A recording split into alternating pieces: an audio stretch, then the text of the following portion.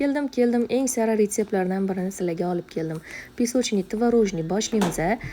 Bizaga elangan unni sovolamiz kerakli miqdorda 100 gram chetga olib qo'yaman. Chunki xamirimiz yumshoq bo'lib qolishi mumkin. Xullas, unga razrefitl va vanilinni solib bir aralashtirib yuboramiz. Xolodilnikdan olingan to'g'ralgan saryonni solib yoki margarinni solib yaxshilab urvoq qilib olamiz. Menda shidreleti ishlatdim. Farqi yo'q, margarin yoki sariyog' 82% bo'lsa bo'ldi, margarin bo'lsa.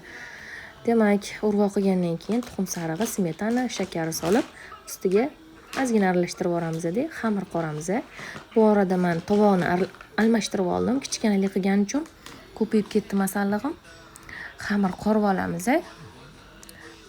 Menda ozgina yumshoqlik qildi va boya olib qo'ygan unimni qo'shib yana xamir qilaman. Xamir qo'lga yopishadigan yumshoq xamir bo'ladi. Mana ko'ryapsizlar, shunaqa xamir bo'ladi. Yarim soat xolodilnikka tindirishga olib qo'yaman. Bu orada suvi yo'q tvorogga shakar, tuxum oqi, bitta limon sedrasi va o'sha limonni to'g'rab solib, bitta blender qilib yuboramiz yoki mikserda yoki qo'lda venchikda ko'p aralashtirib yuborsak, shunaqa silliq massa hosil bo'ladi.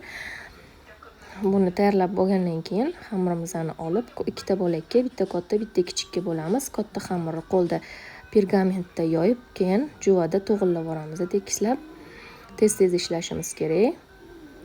Issiq kunda ayniqsa listga qo'yib, chetlaridan bo'rttik chiqarib olib, ustidagi xamirni ham pergament ustida yoyib olamiz. Lenta keskanda chiqazish oson bo'ladi. Demak, menda 30 ga 40 qolib, shunga moslab pergament kesib yoyib oldim. Nachinkani solamiz. Nachinka shunaqa silliq, nachinka hosil bo'lgan. Demak, lentali kesib chiqamiz. Bo'rttik chiqargan joyimizni chetlarini yopib chiqamiz-da ozgina. Lentalarni kesib o'rtadan qo'yishni boshlaymiz. Shunda teng taqsimlanadi joylari va chiroyli chiqadi. Bitta qavat qo'ygandan keyin tuxum sarig'ini surib olamiz-da ustiga. Keyingi qavatlarni qo'yib 170 gradusda menda 45-50 minutda pishdi.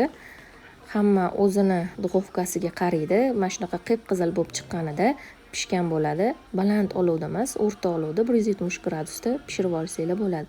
Shunaqa pisochnit chiqadi. Menga obuna bo'lib